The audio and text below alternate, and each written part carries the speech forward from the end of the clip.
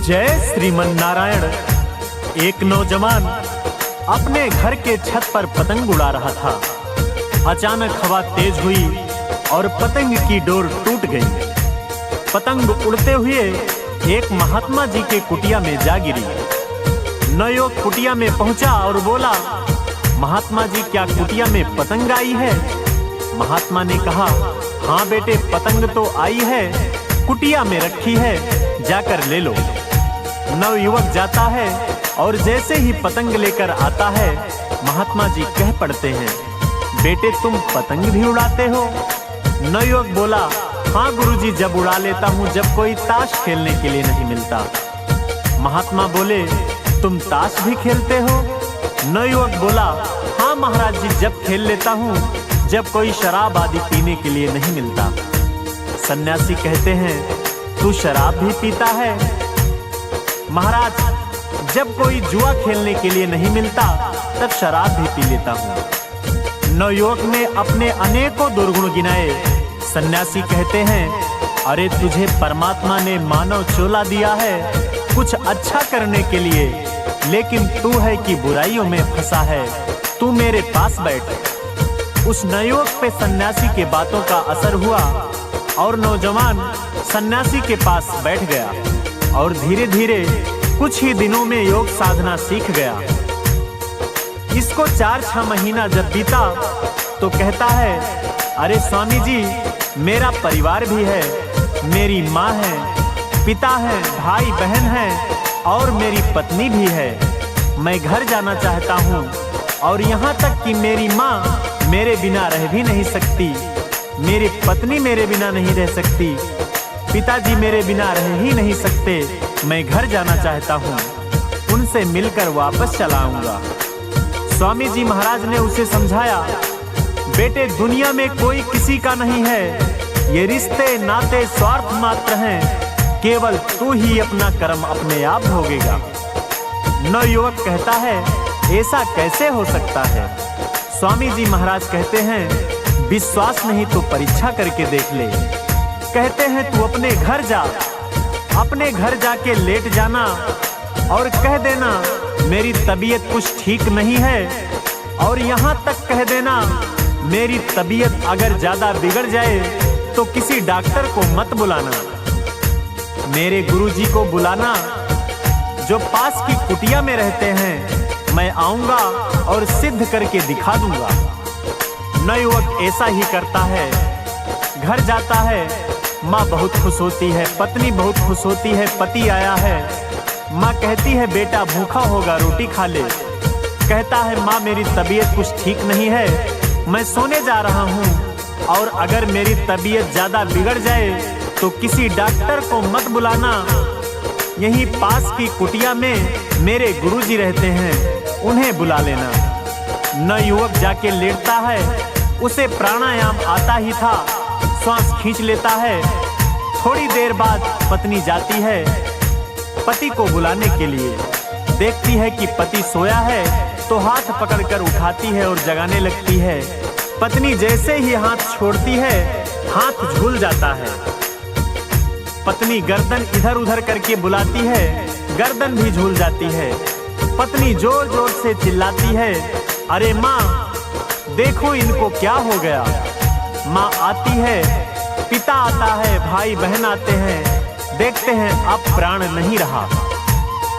सभी लोग रोते हैं, चिल्लाते हैं और शव को दफनाने की तैयारी करने लगते हैं। इतने में माँ को ख्याल आता है कि बेटे ने कहा था कि अगर मेरी तकलीफ ज्यादा बढ़े तो पास में मेरे गुरुजी हैं, उनको बुला भेजना। माँ ने वैसा ही किया। गुरुजी आते हैं और कहते हैं, इनके प्राण अभी भी बचाए जा सकते हैं, लेकिन उसके लिए आप लोगों को एक काम करना है। सभी लोग बोल पड़ते हैं, बताइए क्या करना है?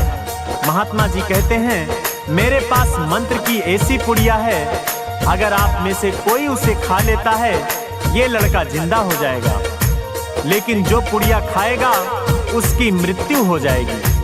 सभी लोगों में सन्नाटा छा गया। सन्यासी माँ की तरफ बढ़ते हुए कहते हैं, आप ये पुड़िया खा लो, आपका बेटा जिंदा हो जाएगा। माँ कहती है, अभी हमारी उम्र ही क्या है, भगवान ने चाहा तो दूसरा बेटा हो जाएगा। स्वामी जी पुड़िया लेकर उसके पिता की तरफ बढ़ते हैं। कहते हैं, ये पुड़िया खा लो, तुम्हारा बेटा जिंदा हो जाएगा। पिता कहता है, स्वामी जी अपने पोथी पत्रा निकालो, उसमें देखो अगर किसी दूसरे बेटे का योग बन रहा हो फिर ऐसी कोई दिक्कत वाली बात नहीं है। स्वामी जी भाई बहन के पास जाते हैं। सभी लोग कोई ना कोई बहाना करके टाल देते हैं। स्वामी जी पड़ोसियों की तरफ जाते हैं। पड़ोसी उठकर जाने लगते हैं। तब सन्यासी जी कहते हैं, अच्छा आप लोग नहीं खाओगे तो मैं ही ये पुड़िया खा लेता हूँ।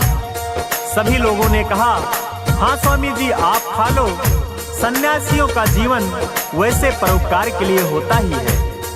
स्वामी जी पुड़िया खाते हैं और लड़के को बुलाते हैं। लड़का अपने गुरुजी की आवाज सुनकर आता है। स्वामी जी कहते हैं, बोल बेटे कौन किसका है।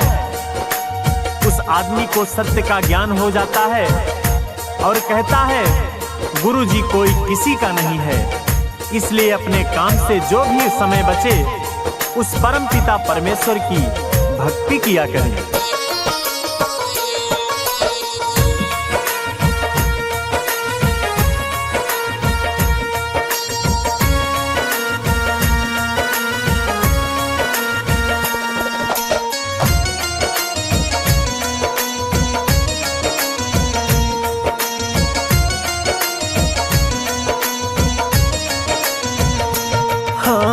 छोड़कर संसार जब तू जाएगा, कोई न साथी तेरा साथ निभाएगा।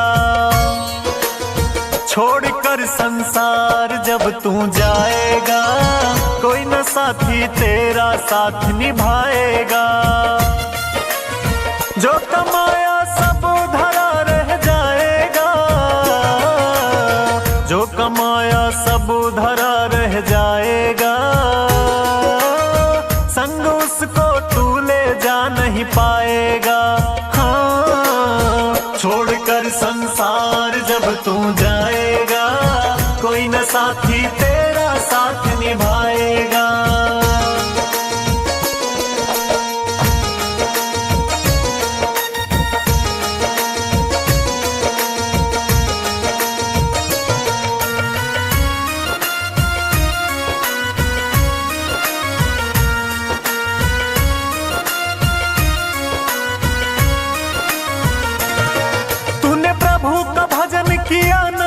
सत्संग किया न दो घड़ियां,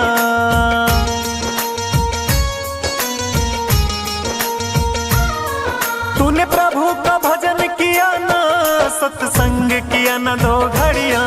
यमदूत पकड़ कर तुझको तेरे डालेंगे जब हथकड़ियां, तो कौन छुड़ाएगा, कोई न साथी तेरा साथ निभाएगा।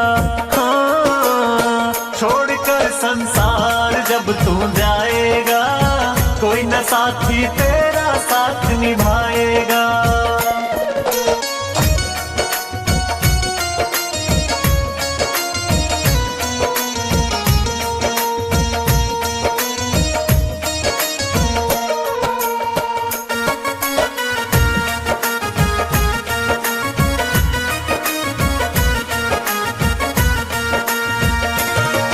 क्यों करता है तेरा मेरा ये दुनिया रैन बसेरा।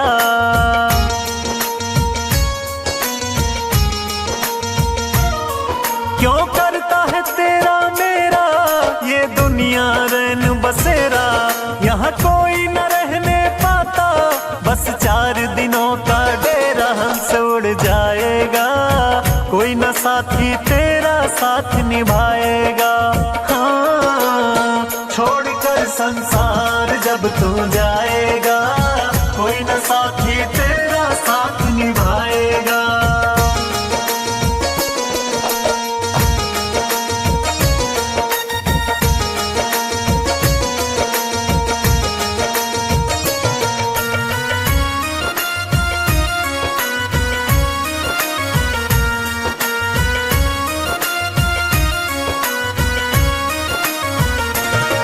इस पेट भरन की खातिर जो पाप कमाता निस दिन,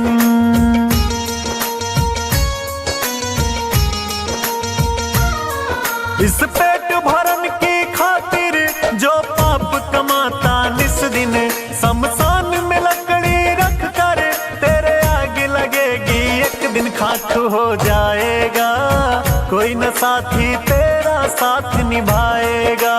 हाँ, छोड़कर संसार जब तू जाएगा, कोई न साथी तेरा साथ निभाएगा।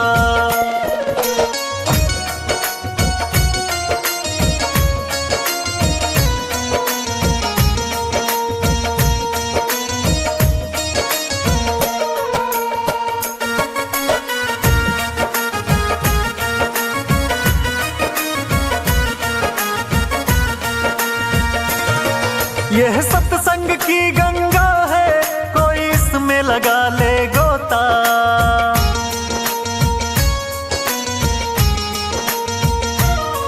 यह सत्संग की गंगा है, कोई इसमें लगा ले गोता, वरना इस दुनिया से तू जाएगा एक दिन रोता, फिर पछताएगा, कोई न साथी तेरा साथ निभाएगा।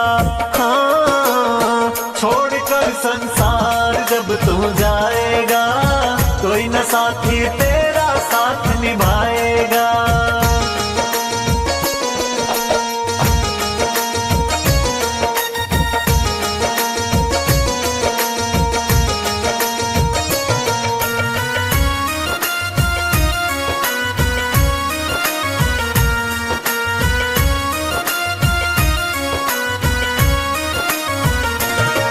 अब शरण प्रभु चरणन में तू प्रीत लगा ले बंदे,